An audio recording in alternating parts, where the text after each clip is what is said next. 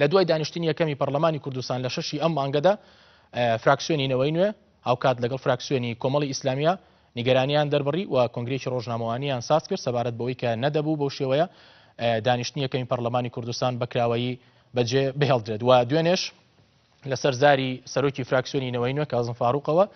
باسی لەوە کرد کە سکاڵای یاساییان لەسەر سەرۆکی کاتی پەرلەمانی کوردستان لە دادگای هەولێر تۆمار کردووە ئەم سکاڵایانە تاوەکو چەند جێگە دەگرن پێویستە چی بکرێت بۆ ئەوەی کە سەرۆکی پەرلەمان هەڵبژێردێت ئایا لە ئێستادا هەرێمی کوردستان لە بۆشاییەکی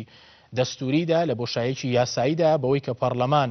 سەرۆکی نییە بۆی کە پەرلەمان دانیشتەکانی ساز ناکات لە ڕووی یاساییەوانەیە گفتوگۆی ئەم بابەتە دەکەین لەگەڵ میوانەکەم دکتۆر شۆڕش حەسەن پسپۆری یاسای دەسووری سوپاسەکەن کاک دکتۆرکە لەگەڵمانەی پێم خۆشانی سەرنجت بزانم لەسەرەوەی کە لە دوایەوە نزیکی 2 هەفتە ئەبێت پەرلەمان دانەنیشتووە و تاوەکو ئێستا پەرلەمانی کوردستان سەرۆکی نییە سەرنجی ئێوەش ینی ئێمە لەناو بۆشاییەکی یاساییداین بەڵێ خۆی ئێمە لە هەرێمی کوردستان بەداخەوە کە تا ئێستا خاوەنی دەستوریەکدین بۆ ئەوەی دەسەڵاتەکانی هەرێمی کوردستان ڕێک بخات لە ڕووی پێکاتنیانەوە هەروە لە ڕووی ئەو دەسەڵاتەی ئەو اختصاسانەی کە هەیەە ئەمە کێشەیەکی گەورەیە کە ئێمە لە هەرێمی کوردستان زۆر جار لەو ئاستەنگانێ سیاسیانە کە ڕوودەدا لە هەرێمی کوردستان ڕوبەڕووی دەبینەوە بۆ نمونە مەسەن تۆ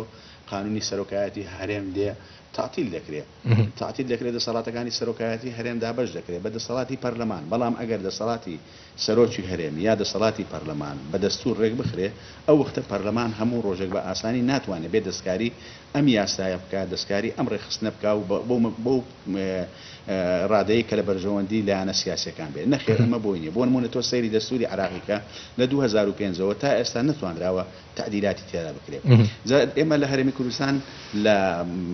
ڕازی بووین بە دەستوری عراقی لە 2005 بە زۆرینەی خەڵک دەنجی لەسەرداوە و تا ئێستاش دەڵێن باشترین دەستورە لە هەرێمەکە و حەقی فیدرالی بۆ هەرێمی کوردستان داناوە بۆ پێ ئێمە دەبێت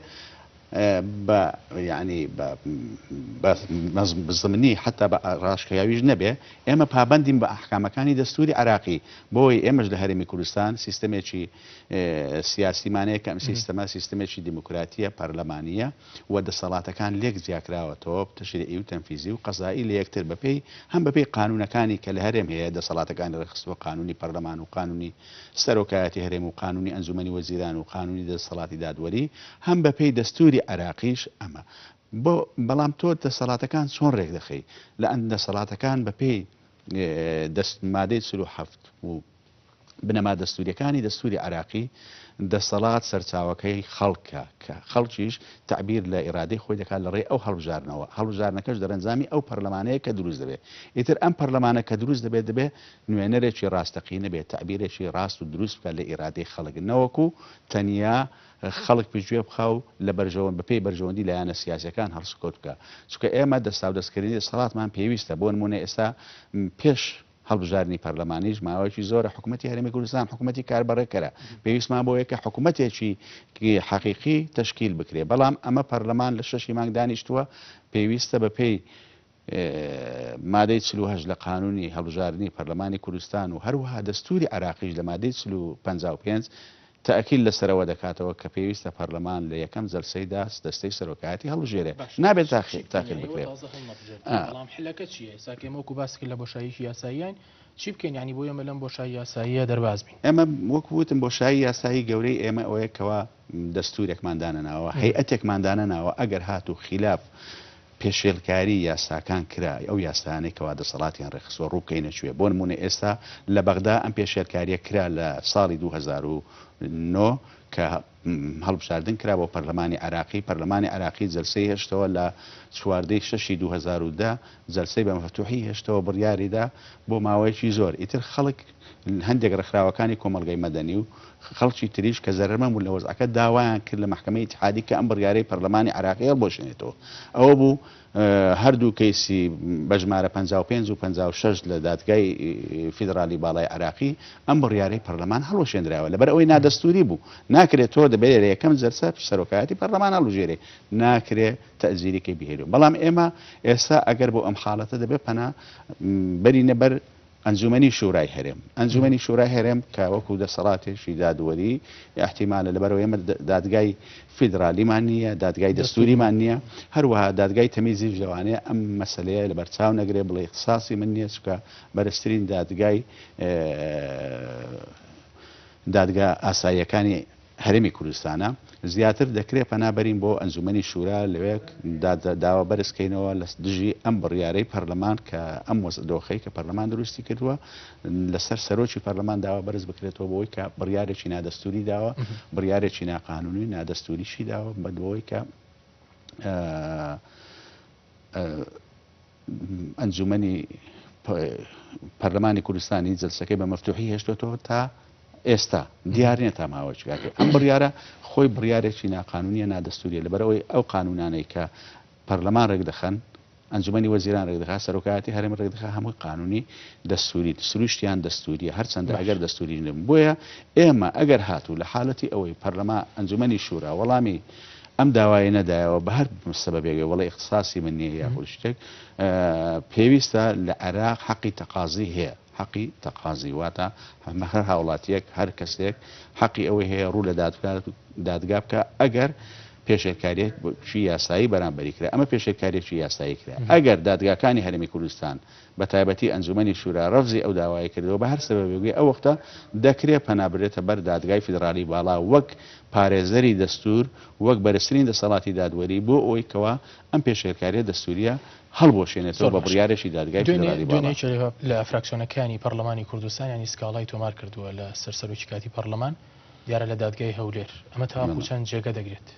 ئایا کام دادگای هەولێر ینی ئەنجومەنی شورایە لەو احتیمالە لە ئەنجومەنی شورای هەرێم ئەم سکاڵایە ئەگەر بڵین لە ئەنجومەنی شورا نەبێت لە یەکێ لە دادگاکانی تەمیز ئەم داواکاریان تۆمار کرد بێت بەداخەوە ئێمە وەک ئەوەی دەستورمان نییە سەروەری یاساشمانە لە هەرێمی کوردستان بۆیە زۆر جار مەسەن دادگاکانیش بەداخەوە مەسا هەندێک شتکە لە بەرژەوەندی گشتی کۆمەڵانی خەڵکە خۆیانی لە دزنەوە خۆیانی لێ ناکەم بە سەحاب بۆ نمونە مەسەن لەوانێت داوایەکی لەو شێوە تۆ لە ئەنجومەنی شورا بکەی یان لە ئەنجومەنی شورا بکەیان لە دادگاکانی دادگا ئیداریەکان بکەی لەوانەیە ڕەفزی داواکەت بکەنەوە بە سەبەبی ئەوەی کەوە بڵێ اختصاصی ئێمە نییە بە شێوەیەک لە شێوەکان وەک بۆیە ئێمە سەروەری یاسامان نییە لە هەرێمی کوردستان من دڵنیای زۆر متفائل نیم بۆەوەی کەوا مەسەن دادگاکانی هەرێمی کوردستان ئەم مەسەلەیە یەکلا بکاتەوە بڕیارێک لەوە بدە چونکە لە هەرێمی کوردستانی یاسا سەروەرنیە بەداخەوە هەرچەند لە عێراقیش بە شێوەی یاسا سەروەرنیە بەڵام نسبەتەن بۆ هەرێمی کوردستان لە ئێمە باشترن لە بەرەوەی دەستور هەیە دادگای فیدرالی باڵا هەیە و زۆر جار زۆر کەیسە بووە یەکلا کراوەتەوە لەلایەن دادگای فیدرالی باڵا بەڵام ئەمە لە هەرێمی کوردستان تا ئێستا بەڕاستی بەداخەوە ئێمە بۆشایی یاساییمان هەیە سەروەری غیابی سەروەری یاسا هەیە لەم فەوزایە ئەوەی کە هەشە ئەم پارلەمان و تشکیلی حکومی و ئەم مؤسساتانە هەمووی دیکۆرە زیاتر لەوەی کەوا ئەمان ئەم مؤسساتانە خاوەنی دەسەڵاتی فعلی بن لە پشت ئەم مؤسساتانەوە حیزب هەیە لە ژوورە تاریکەکان بڕیار دەدرێت ئایا پەرلەمان چۆن پێک بێت کەی پەرلەمان بکەوێتەوە کار کەی دەستەی سەرۆکایەتی هەڵبژێرێت کەی حکوومەت تشکیل بکرێت چۆن تشکیل بکرێت ئەمە نەک پەرلەمانی کوردستان بۆ ئەم خولەیە ئەتوانین ینی بڵین پەرلەمانێکی تەفعیل دەبێت یان لە ئێستاوە شەرعیەتی هەیە چونکە لە یەکەم دانیشتنیدا وەکو لەلایەنەکان باسی دەکەن یاساشکێنی کراوە پەیڕەوی ناوخۆ تاوەکو ئێستا جێبەجێ نەکراوە کە دەبووە جێبەجێ بکرایە شەرعیەتی دەبێت ئەم پەرلەمانە ئەم پەرلەمانە یعنی ئەگەر بگەڕێنەوە سەر حقیقەتی هەڵبژارنەکە دەبینێت مەسەن ڕێژەی بەشداربووانی خەڵک کەم بووە ئەمەش یعنی ئەگەر لە وڵاتێکی تۆ دیموکراسی بی و هەڵبژاردن لەژێر سانسۆری ڕێکخراوەکانی کۆمەڵگەی مەدەنی و هەندێک منەظەمات بکرێ و لەژێر سانسۆری جیهەتێکی سربەخۆ بێ بکرێ ئەم نەتیجەیە قوڵ ناکە ئەم هەڵبژاردنە ڕەفز دەکرێتەوە لە ئەساسەوە کەواتە لەم لایەنەوە ئێمە ئەم هەڵبژاردنە جێی پرسیارە بۆ نمونە مەسەن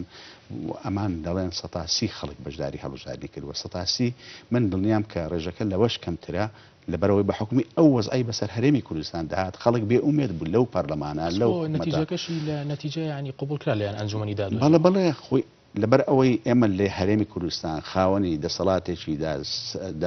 دادوەری سربەخۆنی خاوەنی کۆمیسیۆنێکی سربەخۆنی بۆ سەرپەرشتیکردنی هەڵبژاردن خاوەنی منەظەماتی فعال نین بەڕاستی وعی هوشیاری سیاسی خەڵکی لەو ئاستەدانیە کە بتوانین ئەم شتانە ڕەفزکەینەوە بۆیە شتەکە دەڕوا بخۆ لە عێراقیش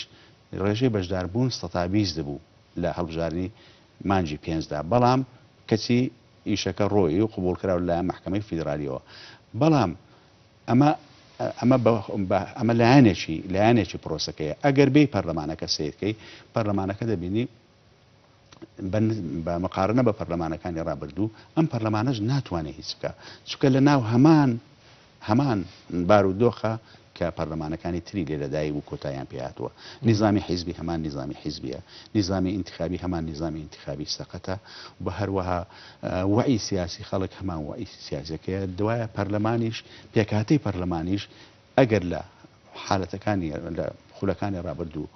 باش خراپتر نەبوو بێ باش خراپتر نەبێ باشتر نییە ئەمانە هەمووی تۆ سیرکە ئێمە لەو نیزامە حیزبی کە لە هەرێمی کوردستان دەیە پەرلەمان بۆتە دیکۆر هیچ دەورێکی نییە لە چکێت تۆ دوو حیزبت هەیە لە هەرێمی کوردستان خاوەنی هێزن کەواتە لە هەرێمی کوردستان هێز حکوم دەکا نەک ئێرادەی خەڵک ئەمانە خۆیان دەڵێن کورسی مهم نییە بۆ بەڕێوەبردن و پێکەنانی حکومت ئەمە خۆیان دەڵێن ینی نایشارنەوە و لە واقعیشدا وایە ئەوەی کە حکمی هەرێمی زۆنی زەر دەکا پارتی دیموکراتی کوردستانە ئەوەی حکمی هەرێمی ئەو لەو دیوی دێگەڵە دەکایەتی نیشتمانی کوردستانە کەواتە تۆ لەم بارودۆخەدا ئەم پەرلەمانە ئەگەر بتوێ پەرلەمانێک بێ کاریگەری هەبێ تەنها دیکۆر نەبێ و ئیسیشاری نەبێ بۆ حیزبە سیاسەکان ئەم پەرلەمانە دەبێت تۆ خاوەنی ئەم هێزە لەم حیزبانە نەمێنێ لە دەستیاش ببی بە خاوەنی سوپایەکی نیشتمانی دام و دەستگای نیشتمانی کە پارتی و یەکێتی خاوەنی هەموو شتێک نەبن بەڵکو هەموو شتێک مڵکی خەڵک بێ چۆن ئەوان بە ئێمە دەڵێن هەڵبژاردن پەرلەمان نوێنەری خەڵکە دەبێت شتەکانی تریش لە ئیرادەی خەڵکەوە دروست بێ زۆر باش ینی مەبەستمە لەسەر دەستی سەرۆکاتی پەرلەمانی کوردستان و هەڵبژاردننی ڕابوەستم ینی شەرتە ئەمەکە ینی ڕەندێکی یاسایی هەیە پێویستە بە ئیتیفاقی لایەنە سیاسیەکان سەرۆکی پەرلەمان هەڵبژێردرێت یان نەخێر لە جەلسەی یەکەمدا ئەندام پەرلەمانێک دەتوانێت خۆی مرەشەح بکات خۆی بپاڵەوێت بۆی کەوێ بە سەرۆکی پەرلەمان بەڵێ خۆی ئەمە وەڵامی ئەم پرسیارە ئەوەی ئەتا چەند ئێمە باوەڕمان بە دیموکراسی هەیە یان نا ئێمە باوەڕمان بە دیموکراسی هەیە بە خۆیان هەڵبژاردنیان کردووە ئەمە دەرەنجامی هەڵبژارنەکەیە ئیتر لە یەکەم بە عرف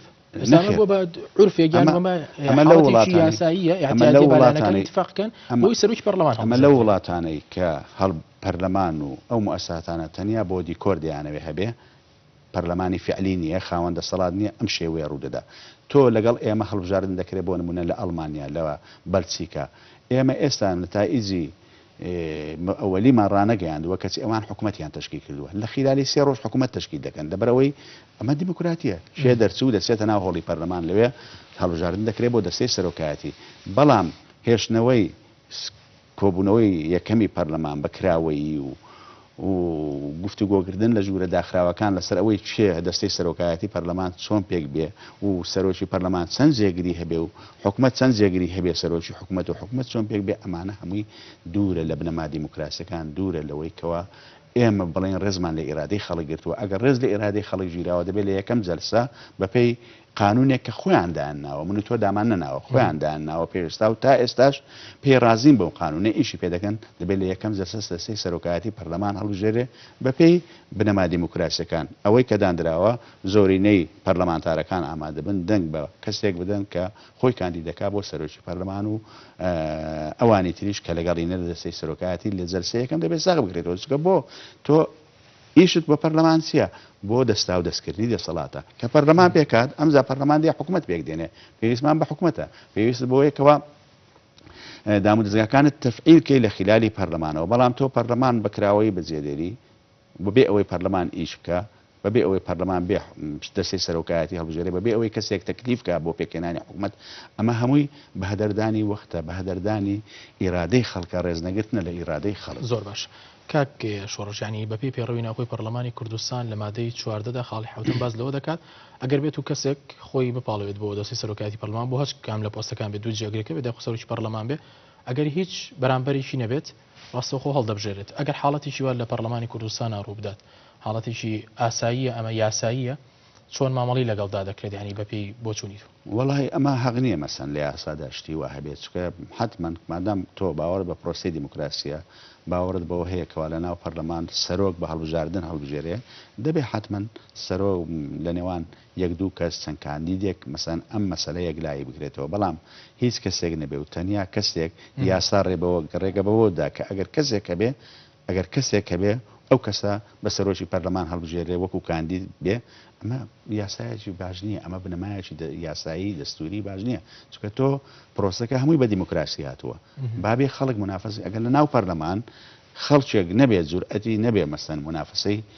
دروست بکە لە نێوان دوو کەس لە نێوان سێ کەس کە تموحیانەوەی ببن بە سەرۆکی پەرلەمان ئیتر ئەم پەرلەمانە بۆ چییە؟ ئەم پەرلەمانە یعنی پەرلەمانێکی مردووە بەڕاستی بۆیە بوونی دەقێکی وا لە یاسادا ئەمە ینی بەڕاستی خەلەلێکی یاسایی گەورەی و حەق نییە لە ناو پەیڕەوی ناوخۆی پەرلەمانی کوردستان شتی وا هەبێت. زۆر باش لێرە پەرلەمان بە خۆی معنی مەرجعی یاسادانانە ئەو شوێنێک کە چاودێری یاسا و حکوومەت دەکات بەڵام وەکو بەشێک لە لایەنەکان باسی دەکەن ئێستا بۆ خۆی پەرلەمان بۆ تەجێگەوەی کە یاساشکێنی بکات ئەگەر بێت و پەرلەمان خۆی یاساشکێنی کات کاتە بێت چی چاوەڕە بکرێت لە دام و دەستگاکانی تری حکوومەت بەڵێ خۆی پەرلەمان وەک وتم لە وڵاتانی دیموکراتی حتا لە عراقی مەسەن ئێستا لە عراق مەسەن پەرلەمانی عراقی چەندین یاسای دەکردوە بەڵام ئەم یاسایانە لە سەردەستی دادگای فیدرالی ئیلغا کراوەتەوە ئێمە لە هەرێمی کوردستان پەرلەمانی ئێمە ڕقیبێکی لەسەر نییە چاودێرێکی لەسەر نییە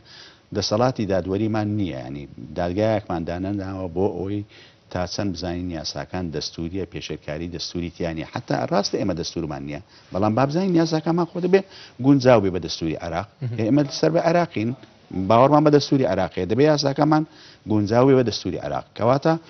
ئەگەر لێرە لە هەرێمی کوردستان محکمەش نییە محکمەیەکی مختص حەق وایە مەسەن کە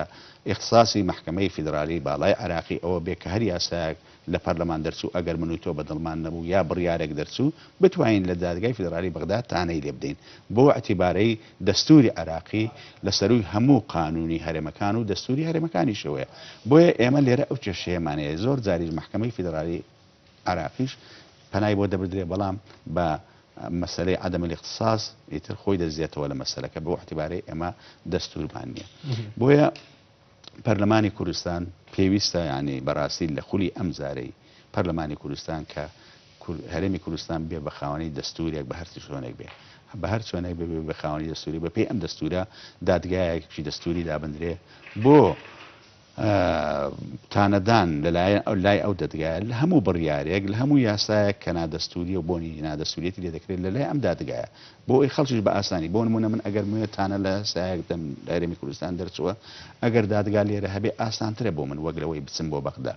بیبم بۆ محکمەی فیدرالی لە عراق ئایا وەری دەگرێت وەری ناگرێت بەڵام لێرە بێ ئەمە ئاسانترە لە ڕووی ئیجرائاتیشەوە و حەقی تەقازیش بۆ هەموو کەسێک هەیە یاسایەک دەردەچێت بە نادەستوری بۆمان هەیەکەوە تانی دەبلێن بڕیارێک دەردەچێت بە نادەستوری بۆ نمونە مەسەن تۆ هاتووی پەرلەمانی کوردستان ڕاستە پەرلەمانی کوردستان دەسەڵاتی یاسادانانی هەیە بەڵام دەبێ ئەو یاسایانەی کە دەری دەکات تایبەت بە ڕێخستی دەسەڵاتەکان واتە سروشتێکی دەستوری هەیە دەبێت لەم یاسایانەدا تۆ ڕێژەیەکی زیاتری پێویستی بێ بۆ دەنگدان لەسەری بۆ نمونە ئەگەر یاسا ئاسایەکان بە زۆرینەی دەنگ دەردەکا پێویستە ئەم یاسایانە بۆ نمونە یاسای پەخستی سەرۆکچی هەرێم یاخود هەر یاسایشتر تۆ پێویستت بە مەسەن دوو لەسەر سێی دەنجی پەرلەمانتاران بێت تا ئەم یاسایە دەربکرێت بەڕێ بکرێت بەڵام ئێمە ئەومان نەکردووە تا ئێستا ئەو یاسایانەی سروشی دەستوریانەیە و هەموو یاساکانی تریش کە هەندێک پێی دەڵێن ڕەهەندی نیشتمانیان هەیە هەموو یاساکانی تریش بە یەک چاو بە یەک ئاستی دەنگ بەڕێ دەکرێن لەلایەن پەرلەمانی کوردستان ئەمە هەڵەیەکە یا دەبێت ئێمە دەستورمان هەبێ یا دەبێت ئەم جارە دەستور بۆ هەرێمی کوردستان دابنرێت یاخود دەبێت ئێمە ئەو یاسانەی پەرلەمان بگاتە بڕیارێک لە ناو پەیڕەوی قانونی خۆیدا قانونی پەرلەمان هەڵبژاردنی پەرلەمان کە ژمارەیەکی ساڵی 92 ئەم دقە بخرێتەنەوە کە ئەو یاسانەی سروشی دەستوریانەیە پێویستیان بە ڕێژەی مەسەن دوو لەسەر سێ یا زیاترە بۆ هەموارکردنیان یاخود بۆ دەرکردنیان زۆر باش تاوەکو کەی ینی ئەگەر پەرلەمان بەم شێوازی ئێستا بمێنێتەوە بێ سەرۆک بمێنێتەوانێ ئاساییە و یاساییشە خۆی نە ئاساییە نەیاساییشە تا ئێستا ڕگە دوو ڕۆژیش بێ خۆی دەڵێ لە جەلسەی یەکەم کە هێشتا ڕۆژی دوایی إلا ئەگەر زروفێکی قاهر ڕووبدا بە ڕۆژێک توانی تاقیلەکەی ئەم زروفە قاهرەش لە هەرێمی کوردستان ڕووی نەداوە، نەڕوبەروی داگیرکردن بووینەوە، نەڕوبەری کارەساتێکی سروشتی بووینەتەوە، هیچ شتێک نییە لە گۆڕێ. وڵات شامی شەریفە پەرلەمان پێویستە لە یەکەم ڕۆژ دەستەی سەرۆکایەتی هەڵبژێرێ بۆ ئەوی دەستەی سەرۆکایەتی ئیشەکانی خۆی بکە، هەم پەرلەمان ڕێکخە هەم ئارا تەوزیهش بدا بۆ پێکهێنانی حکوومەتی هەرێمی کوردستان کە ئێمە پێویستمانە و ئەو حکوومەتی ماوە حکوومەتی کاربڕێکەرەمان زۆرە. بەڵێ دکتۆر شۆڕش حەسەن پسپۆری یاسای دەسووری سوپاس دەکەین کە بۆ لەگەڵمانە.